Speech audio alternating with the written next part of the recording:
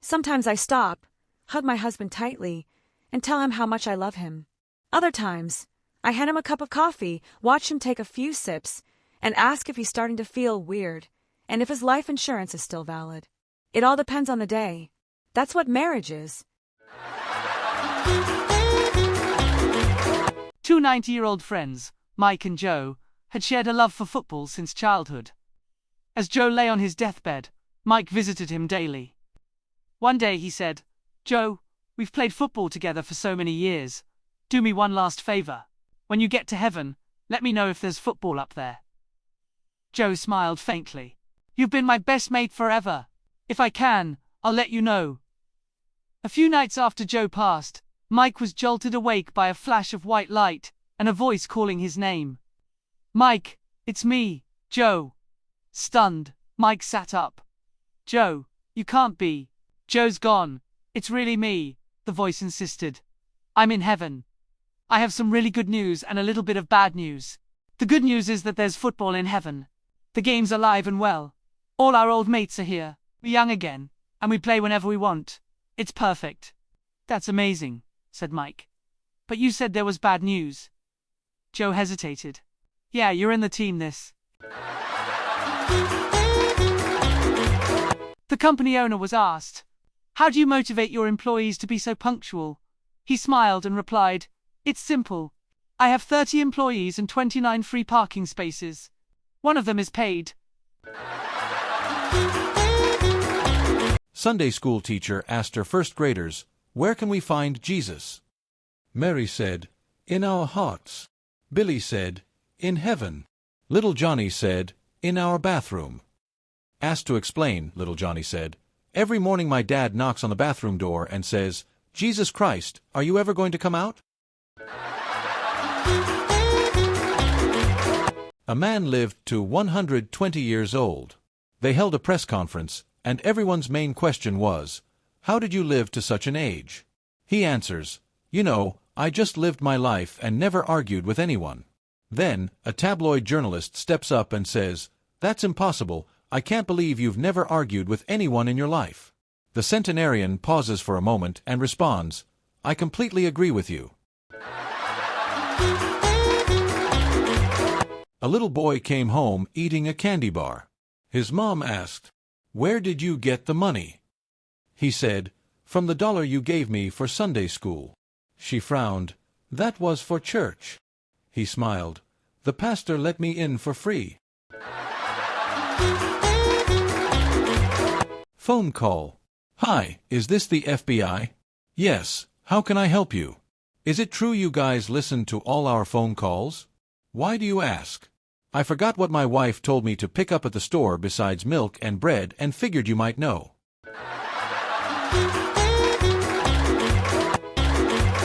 My boss called me today. He asked, "Everything okay at the office?" I said, "Yeah, it's all under control. Super busy, I haven't stopped all day."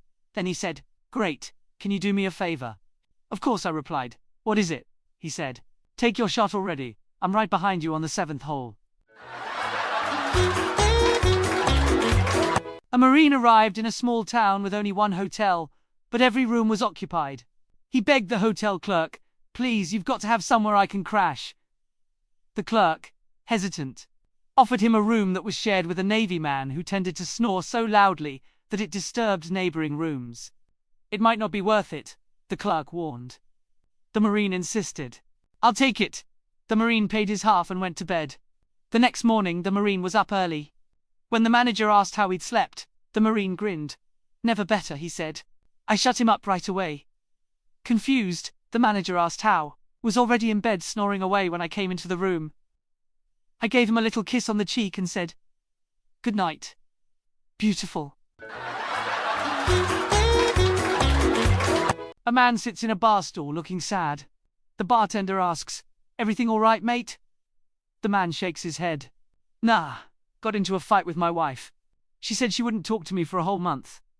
"Well, maybe that's a blessing." The bartender chuckles. Bit of peace and quiet. The man nods slowly, stares into his drink and mutters, "Yeah, but today's the last." My girlfriend and I had been dating for over a year, so we decided to get married. My parents helped us with everything, and my friends supported me and my girlfriend. She was a dream. There was only one thing that worried me, her little sister. You see, my sister-in-law was 20 years old. She wore tight miniskirts and low-cut dresses. She was always leaning toward me, and I often admired her. She must have done it on purpose. She never did that. One day, when someone else was around, her little sister called me and asked me to come check the wedding invitations. When I arrived, she was alone. She whispered to me that I was getting married soon, and she had feelings for me. She just wanted to be with me one more time before I got married. I was completely shocked and couldn't say anything. She said, "Listen, I'm going up to my room. If you want, come with me, just go up the stairs." I was stunned and frozen in shock as I watched her climb the stairs. She reached the top and dropped her dress and threw it down the stairs at me, landing right at my feet. I stood there for a second, then turned and walked straight to the front door. I opened the door and walked out of the house. I headed straight for my car. My future father-in-law was standing outside. He had tears in his eyes. Lo hugged me and said, "We're so glad you passed our little test. We couldn't ask for a better man for our daughter. Welcome to the family." Moral of the story: always keep condoms in your car. A guy goes to a female dentist to have a tooth extracted. She pulled out a large syringe to give an anesthetic shot. "No way, no needles. I hate needles," the man exclaimed. So she started to hook up the nitrous oxide tank, and the man said, "I can't do the gas thing. Just the thought of having a mask on my face suffocates me." The dentist then asked the patient if he had any objections to taking a pill. "No," he says, "I'm fine with pills." So the dentist gave him 2 little blue pills and he swallowed them. "What are those?" he asked. "Viagra," she replied. "I'll be damned," said the patient. "I didn't know Viagra worked as a painkiller." "It doesn't," said the dentist, "but it will give you something to hold on to when I pull your tooth." It's Johnny's first day at a new school, and his first lesson is religious education. The teacher asks, "Which part of the body belongs first to God?" The class falls silent until little Jenny stands up and says, "The heart, miss, because that's where all the love for God resides." "Excellent answer," replies the teacher. Then Ben chimes in, "The mind, because that's where all our thoughts about God reside." "Excellent, Ben," says the teacher. After a short pause, Johnny jumps up, beaming with excitement. "Miss, it's the legs." "The legs?" the teacher asks, puzzled. "Why do you think that, Johnny?" "This morning, I walked past my mother's bedroom and saw her lying with her legs in the air, screaming, 'Oh God, I—'"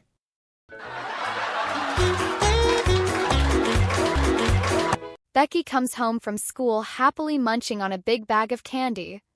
Her mother, puzzled, asks, "Where did you get the money for that?" Giggling, Becky replies, "Little Johnny bet me $5 that I couldn't climb the flagpole. I did, and I won." Her mother chuckles, shaking her head.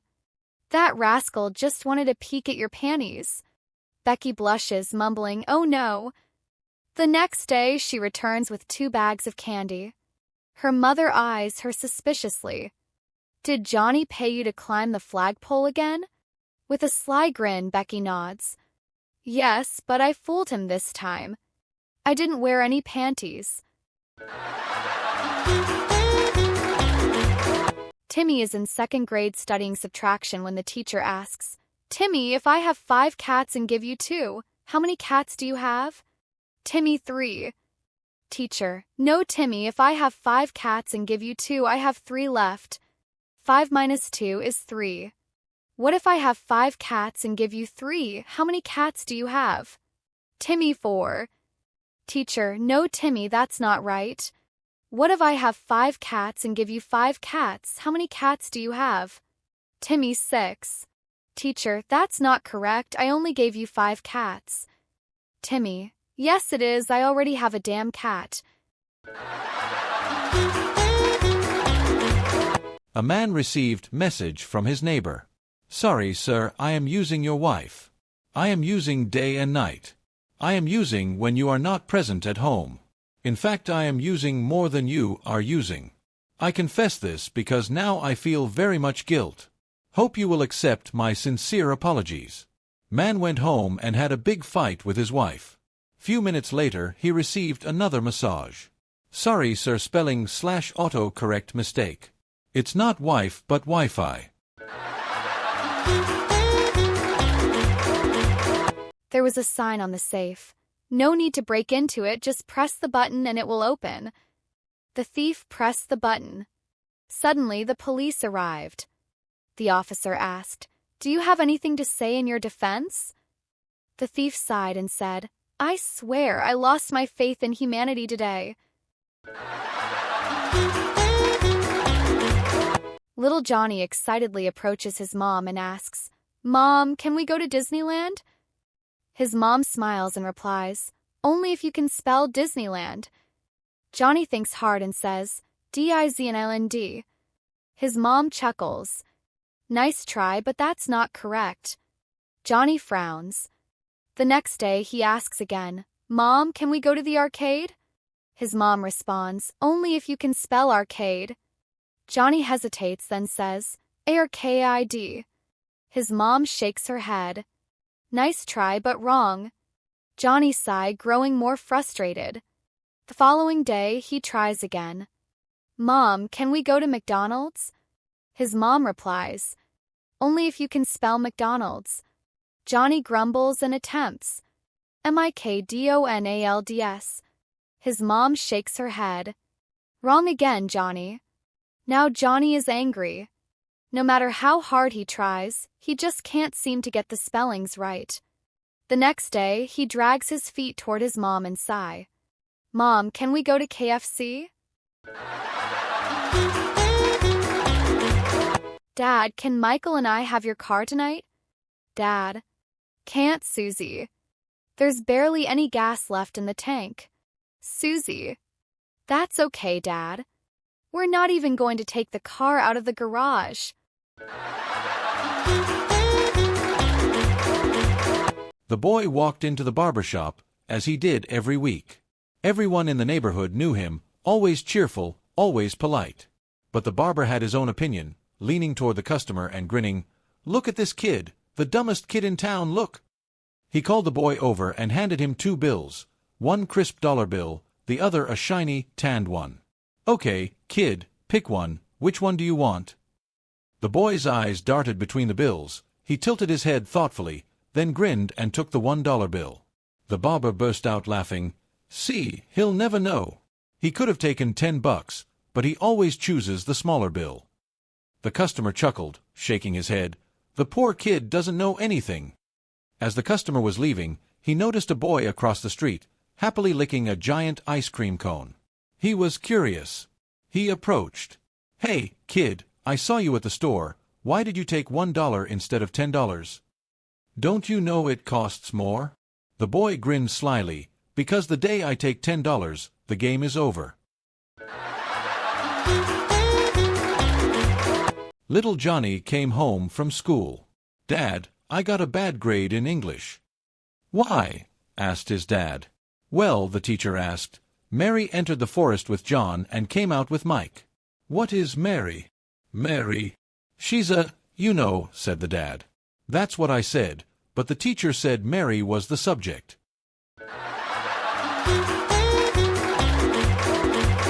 An old preacher, a famous scientist, a wealthy businessman, and a young boy were flying in a small plane when the engine suddenly failed. The pilot turned to the passengers and said, "We're going down, but we only have 4 parachutes.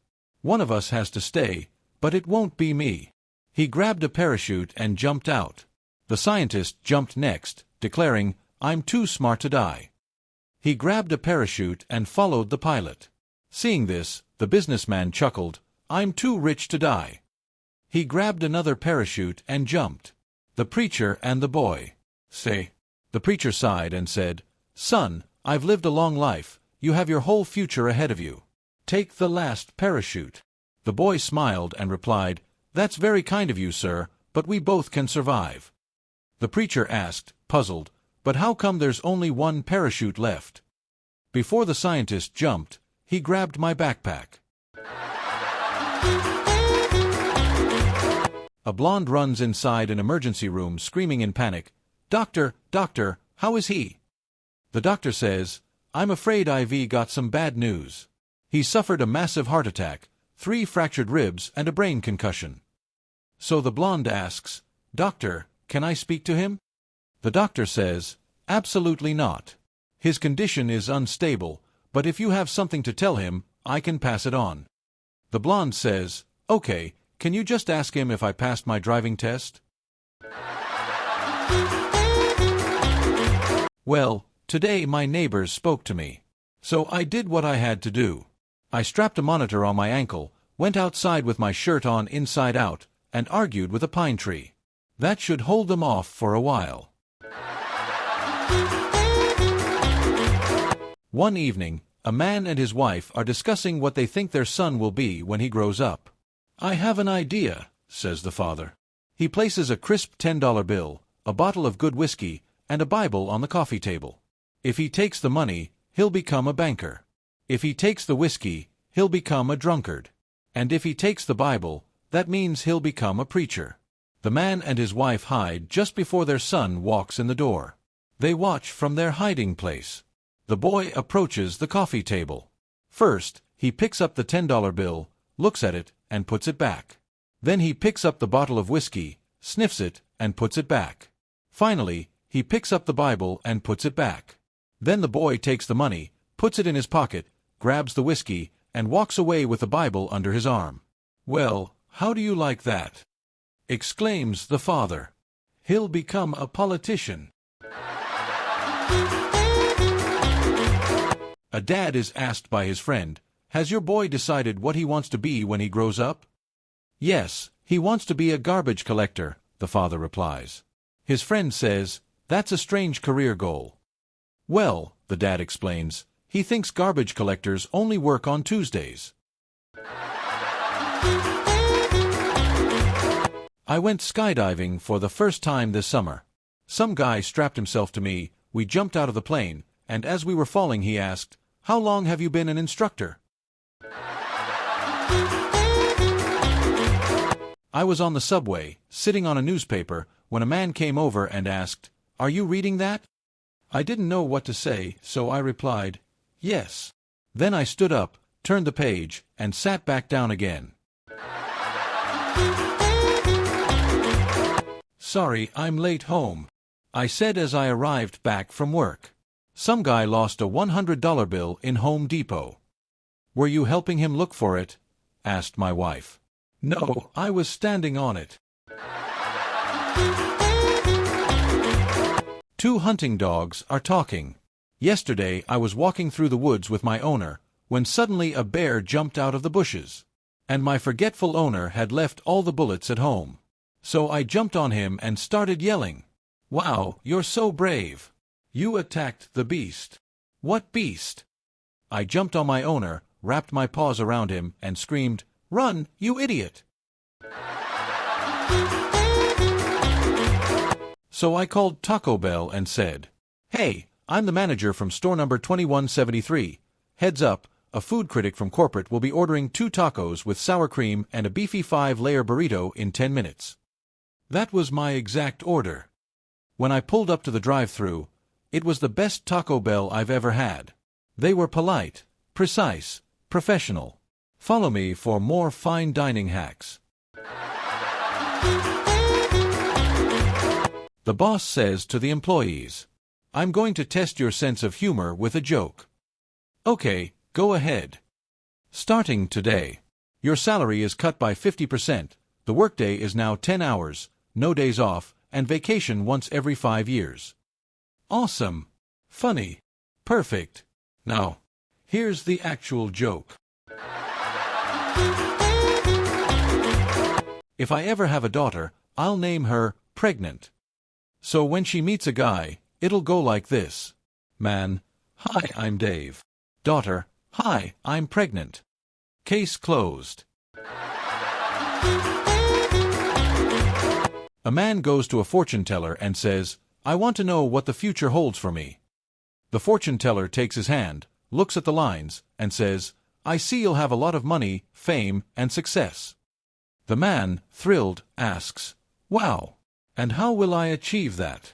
The fortune teller replies, Buy my self-development course for $10,000. The man, And if I don't buy it? Fortune teller, Then you'll only see ads for this course. Two workers at a factory are talking. Number 1, Man, I'm so tired. I'm going home. Number 2, What? The shift isn't over yet. You can't go home. The boss won't let you. Number 1, Just watch. He hangs upside down from a pipe, like a light bulb. The boss, What are you doing? Number 1, I'm a light bulb. I'm illuminating the room. The boss shakes his head. That's crazy. You've overworked yourself. Go home. Meanwhile, worker number 2 is just standing there, stunned, watching his friend leave. The boss notices him too and asks, And you? Where are you heading? Number 2, Wherever he's going, one can't work in the dark. A child is walking home when a car pulls up. The driver says, Get in, I have candy. The child says, No. Okay, candy and $20. The child sighs, Dad, you bought a minivan, don't brag. You're picking me up in it for free. When I was 7, I secretly gave away my kitten. My dad had told my mom he was going to eat it after I left for school. I wasn't taking any chances. Mr. Jerry noticed a woman in front of the store dipping a tree branch into a pot of water. Excuse me, Mr. Jerry said. She replied, Yes. What in the world are you doing? The woman said, Give me $20 and I'll explain. Mr. Jerry pays her. She replies, Thanks, I'm dipping a tree branch into water. Mr. Jerry, WTF, woman? You're not doing anything special. She said, Sure I am, I'm making $80 an hour. Auntie Joyce and Uncle Harold went to a costume party. UNC told her, I'll meet you there, I'll be dressed as a wolf. When she got there, she saw the wolf and whispered to him, You look sexy, let's go to the car and mess around. Afterward, she said, That was great. I'll see you back at home. Later, she got home and saw the wolf costume on the floor. Uncle Harold on the bed said, Hey babe, I just got promoted to supervisor. I guess letting Mr. Mitchell use my costume tonight really paid off. Oh, and sorry I missed the party.